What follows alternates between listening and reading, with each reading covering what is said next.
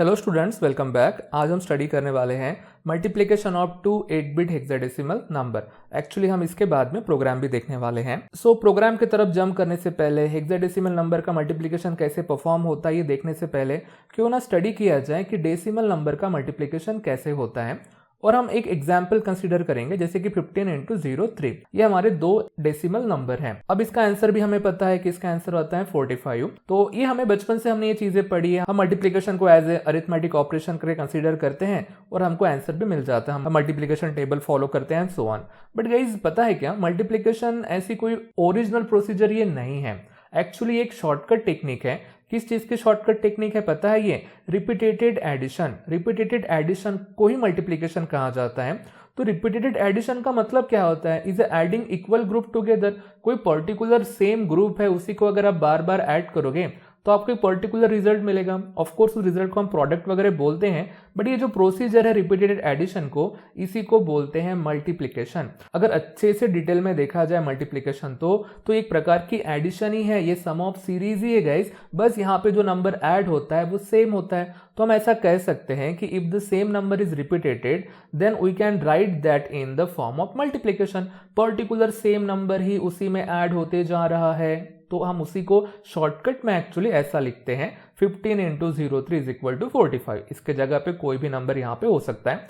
तो as a human being अगर मुझे मल्टीप्लिकेशन नहीं परफॉर्म करना है और सेम आंसर मुझे निकालना है बट एडिशन करके, तो आप कैसे करते गाइस? 15 प्लस 15 प्लस 15, और आपको जो आंसर मिल रहा है गाइस वो एक्चुअली सम ही है ना। बस मल्टीप्लिकेशन के प्रोसेस में इसे ही हम बोलते हैं प्रोडक्ट, बट डीप डाउन अच्छे से देखोगे तो एक प्रकार का ये सम ही है। और ये किसका सम है गाइस? सम ऑफ सीरीज का ये सम है। पर्टिकुलर नंबर बार बार ऐड हो रहे हैं, बस नंबर डिफरेंट नहीं है, नंबर सेम है। तो अगर आप इसे और अच्छे से देखोगे तो पता है गाइस, यहाँ पे जस्ट 2 टाइम एडिशन हुई है। हमें तो 3 टाइम्स एडिशन करनी थी 15 की, बट यहाँ पे 2 टाइम एडिशन हुई है। और ये चीज आपको कंप्यूटर से करवानी है। और पता है गाइस, कंप्यूटर इसे स्टेप बाय स्टेप करता है। एज ए ह्यूमन बीइंग तो आपने तीनों नंबर एक साथ ऐड कर लिए हैं। अगर यही एडिशन अगर आप कंप्यूटर से करवाते तो कंप्यूटर पहले 15 प्लस 15 करता, इसका सम निकालता था 30, और ये जो अब सम आया है इसमें हमारा वही नंबर फिर से ऐड करता, तो आपको अगेन जो सम मिल रहा है वो 45 मिलता। अगर आप एक साथ करो या स्टेप बाय स्टेप इसे करो तो भी आंसर आपको 45 मिलेगा। बट गाइज, ये जो चीज है हमें माइक्रो प्रोसेसर से परफॉर्म करवानी है, कंप्यूटर से करवानी है, तो आपको कुछ ना कुछ तो लॉजिक डेवलप करना पड़ेगा ना। तो देखो हम क्या करते हैं, हम इस एग्जाम्पल को ही कंसीडर करते हैं। और यहाँ पे पता है ना कि जो मल्टीप्लायर है वो 3 है, तो क्यों ना कोई भी हालत में 3 टाइम्स एडिशन कर ली जाए, बट आंसर हमारा डिफर नहीं होना चाहिए। देखो अब कैसे करते हैं हम, क्यों ना एक नंबर लिया जाए 00 और उसके साथ सबसे पहले 15 ऐड किया जाए, तो आपको आंसर क्या मिलेगा? 15। मतलब कि पहली प्रोसीजर तो होगी ना एडिशन की, कि जो नंबर को आपको मल्टीप्लाई करना था उसी को मैंने 0 के साथ ऐड कर दिया, तो फर्स्ट टाइम हमारी एडिशन हो गई है, ऐसा बोल सकते हैं। तो हमको तो वही नंबर मिलेगा ना, जो फर्स्ट नंबर था हमारा मल्टीप्लिकेंट था वही मिला। अब क्या करेंगे, ये जो सम आया है ना उसमें हम 15 ऐड करेंगे और आपको मिल जाएगा आंसर 30, यानी कि 2 टाइम्स सम हुआ है। और उसके बाद हम थर्ड टाइम 15 को ऐड करेंगे और आपको फाइनल रिजल्ट मिलेगा 45। एक्चुअली ये सम है, बस मल्टीप्लिकेशन में प्रोडक्ट इसे बोलते हैं। तो अब तो कहने के लिए हम कह सकते हैं ना कि 15 की एडिशन 3 टाइम्स हुई करके। पहले 2 प्रोसीजर में ऐसा लग नहीं रहा था, बट यहाँ पे हो रहा था। ये जो मैंने तीसरा जो आपको समझा के बताया है मेथड गाइस, इसी का यूज करके हमें एक्चुअली प्रोग्राम डेवलप करना है। तो देखो कैसा होता है प्रोग्राम।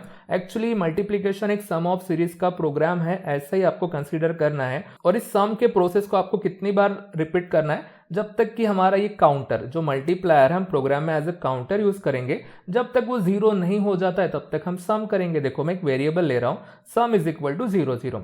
सम ऑफ सीरीज के प्रोग्राम में क्या होता है, जब आपने कुछ भी सम फाइंड नहीं किया है, अब तक एक भी नंबर ऐड नहीं हुआ है, तो स्टार्टिंग में 0 रहता है। और पता है गाइस, हमारे सम वाली प्रोसेस कितनी बार हो रही है इसे काउंट करने के लिए हम काउंटर लेंगे। तो मैं इसी एग्जाम्पल को कंसीडर करके सब कुछ समझा रहा हूं। तो स्टार्टिंग में हमारा सम 0 है और काउंटर की वैल्यू 3 है। आप कहेंगे 3 कहां से आया? 3 हमारे इस मल्टीप्लिकेशन के प्रोसेस में जो मल्टीप्लायर है ना वो है। तो जो भी हम आगे प्रोग्राम डेवलप करेंगे ना गाइस, तो हमारा जो काउंटर है वो हमारा मल्टीप्लायर ही रहेगा, इतना आपको ध्यान में रखना है। अब देखो, तो फर्स्ट टाइम हम सम करेंगे, ये हमारा फॉर्मूला है sum is equal to sum plus 15। अब इसमें आपको वैल्यू पुट करनी है, तो सम की वैल्यू कौन सी लोगे गाइस, जो प्रीवियस स्टेप में है वो, तो यहाँ पे क्या है 0 0 प्लस 15, तो हमें फाइनल आंसर क्या मिला 15। तो कितनी बार एडिशन परफॉर्म हुई है, 1 टाइम, तो क्यों ना काउंटर को डिक्रीमेंट किया जाए। आप तो ये भी जानते हैं कि डिक्रीमेंट 1 से होता है, तो अल्टीमेटली काउंटर की वैल्यू होगी 2। इसी का मतलब होता है कि एक बार एडिशन हो चुकी है, 2 टाइम्स बाकी है। फिर से ये सब कुछ रिपीट करना है, बट कैसे रिपीट करना है, just formula sum is equal to sum plus 15, ठीक है। तो अब आप इसमें वैल्यू पुट करोगे तो जो सम की आपको वैल्यू मिलेंगी वो प्रीवियस स्टेप वाली वैल्यू उठानी पड़ेंगी। तो 15 प्लस 15, तो आंसर कितना आएगा, 30 आ गया। सो 2 टाइम हमारी एडिशन हो चुकी है, तो आप डिक्रीमेंट करो काउंटर को, और देखो गाइस आपको क्या मिला है, 0 1 यहाँ पे मिला है, ठीक है। मतलब कि 1 टाइम एडिशन और बाकी है। सेम आपको प्रोसीजर फॉलो करनी है, वैल्यू पुट करो अब गाइस 30 प्लस 15, प्रीवियस स्टेप में 30 जनरेट हुआ था, 15 ऐड किया तो आपको मिला 45, और डिक्रीमेंट कर दो काउंटर, और देखो गाइस काउंटर की वैल्यू क्या आई, 0 0 आई है। सो गाइस आपको अभी फिर से एडिशन परफॉर्म करनी है क्या, नहीं, आपको रुक जाना है। कब रुक जाना है, जब हमारा मल्टीप्लायर 0 हो जाता है तब। तो आप जब देखोगे कि जो हमारा फाइनल आंसर आया सम इज इक्वल टू 45, यही हमारा एक्चुअल प्रोडक्ट है, यानी कि 15 इंटू 3 करते हैं तो आपको 45 प्रोडक्ट मिलता है। बस हमने उसको मल्टीप्लिकेशन कंसीडर किया है तो प्रोडक्ट कहो, और सम ऑफ सीरीज आपने कंसीडर किया है तो ये जस्ट सम है हमारा, ऐसा कंसीडर करो। दोनों कंडीशन में हमारा रिजल्ट गाइस एक ही आने वाला, इतना तो आपको ध्यान में आ ही गया होगा। सो ये तो जो मैंने प्रोसीजर आपको बताई है वो डेसिमल नंबर के साथ ऊपर अप्लाई करके बताई है। अगर आप इसे ट्रीट करोगे हेक्साडेसिमल नंबर गाइस, तो भी हमारा ऐसा ही प्रोसीजर रहने वाला है। हम मल्टीप्लायर को काउंटर बनाएंगे और जो हमारा नंबर है उसको हम ऐड करते जाएंगे, स्टार्टिंग में 0 के साथ ऐड करेंगे एंड सो ऑन वगैरह वगैरह, ठीक है। बस एक चीज मैंने यहाँ पे कंसीडर नहीं की है, और वो है कैरी की। अगर आप एडिशन परफॉर्म करते हैं तो कैरी जनरेट होने के भी चांसेस होते हैं, बस मैंने ये चीज़ यहाँ पे कंसीडर नहीं की है क्योंकि ये जस्ट डेसिमल नंबर थे। और गाइज ये डेसिमल नंबर है, अगर आप इसे हेक्साडेसिमल नंबर ट्रीट करोगे तो आंसर 45 नहीं मिलेगा, आप चेक करके देख सकते हैं। आई होप सो कि आपको ये मल्टीप्लिकेशन वाली प्रोसीजर हमने एडिशन के जो थ्रू की है आपको समझ गया होगा। तो चलो हम बढ़ते हैं हमारे प्रोग्राम के लॉजिक की तरफ और उसको स्टडी करते हैं। मैंने सब कुछ हटा दिया है और क्यों ना फिर से लॉजिक लिखा जाए जो हमने अभी डेवलप किया है। ओके, इसी में चेंजेस करके हम हमारे प्रोग्राम का लॉजिक बनाएंगे कि हमें प्रोग्राम कैसे परफॉर्म करना है। अब जरा सोचो, हम ALP के प्रोग्राम बनाने वाले हैं, हमें इंस्ट्रक्शन लगेंगे, तो क्या सम नाम का हमारे पास वेरिएबल रहेगा क्या? नहीं। आपको इतना पता है कि हम ऐड नाम वाले इंस्ट्रक्शन का यूज करते हैं और वहां पे जो रिजल्ट होता है वो कहां पे स्टोर होता है? एक्यूमुलेटर में। ओके, तो मल्टीप्लिकेशन के प्रोग्राम में हमें एडिशन ही करनी है और जो रिजल्ट रहेगा वो एक्यूमुलेटर में स्टोर रहेगा। तो स्टार्टिंग की वैल्यू एक्यूमुलेटर की वो 0 0 रहना चाहिए। अब रही बात काउंटर, इतने दिन से हम प्रोग्राम कर रहे हैं और आपको पता है हमारे प्रोग्राम में काउंटर का रोल कौन प्ले करता है? बी रजिस्टर प्ले करता है। तो क्या हर प्रोग्राम में 0 3 लिखना है? नहीं गाइस, यहाँ पे आप फर्स्ट या सेकंड हेक्साडेसिमल नंबर लिख सकते हैं, यानी अल्टीमेटली मल्टीप्लायर। जो भी प्रोग्राम में मल्टीप्लायर होगा वो आप बी में स्टोर करके रखो और यही हमारे प्रोग्राम का काउंटर रहेगा। ये भी प्रोग्राम आपको लूप से चलाना है क्योंकि रिपीटेड एडिशन है, सम ऑफ सीरीज वाले ही प्रोग्राम है, बस सेम नंबर ऐड होने वाला है। तो बी को आपको डिक्रीमेंट करना है, इतना आपको ध्यान में रखना। इसमें आप आइदर फर्स्ट नंबर लिखो या सेकंड नंबर लिखो, कोई प्रॉब्लम यहाँ पे नहीं है, रिजल्ट आपको सेम मिलने वाला है। अब रही बात, बस एक चीज आपको ध्यान में रखनी है कि एडिशन से प्रोग्राम करोगे तो कैरी जनरेट होने के चांसेस होंगे। स्टार्टिंग में हमने कोई एडिशन परफॉर्म की नहीं है, इसलिए तो हमने सम 0 रखा है और कैरी के कंटेंट भी हम 0 रखते हैं। तो हमारे प्रोग्राम में कैरी का रोल कौन प्ले करेगा? रजिस्टर सी प्ले करेगा, उसकी स्टार्टिंग की वैल्यू हम 0 0 रखेंगे, ठीक है। बाकी सब चीज को हटा देते हैं और क्लीन लॉजिक हम यहाँ पे लिखते हैं। आई होप सो कि इतनी अरेंजमेंट आपको समझ गई होंगी। अब रही बात एडिशन हम कैसे परफॉर्म करेंगे, तो हम इंस्ट्रक्शन का यूज करेंगे ऐड वाले, ठीक है। तो मैंने यहाँ पे एम लिखा है, एम की जगह कोई और रजिस्टर भी हो सकता है, बट मैक्सिमम प्रोग्राम में हमारे एम ही आने के चांसेस है, तो मैंने यहाँ पे एम लिखा है। तो ये एम हमारा है क्या गाइस? तो ये हमारा सेकंड हेक्साडेसिमल नंबर रहेगा, यानी कि मल्टीप्लिकेंट रहेगा, ठीक है। अगर आपने फर्स्ट यहाँ पे लिखा तो भी कोई प्रॉब्लम नहीं नंबर, और काउंटर सेकंड लिया तो भी कोई प्रॉब्लम नहीं। 2 इंटू 3 करते तो 6 मिलता है, तो 3 इंटू 2 करोगे तो भी तो आपको 6 ही मिलेगा ना। That's it guys. तो एडिशन आपको परफॉर्म करनी है, बट एक ख्याल आपको रखना है और वो है कैरी का। If carry is equal to 1, अगर कैरी जनरेट होती है तो आपको सी की वैल्यू 1 से इंक्रीमेंट करनी है। एडिशन करते हैं तो इतना तो आपको ध्यान में रखना पड़ेगा ही। अगर कैरी जनरेट नहीं होती है तो आपको इस स्टेप को स्किप करना है। अब रही बात ये एडिशन आपको कब तक परफॉर्म करनी है, जब तक हमारा काउंटर क्या नहीं हो जाता, जीरो नहीं हो जाता।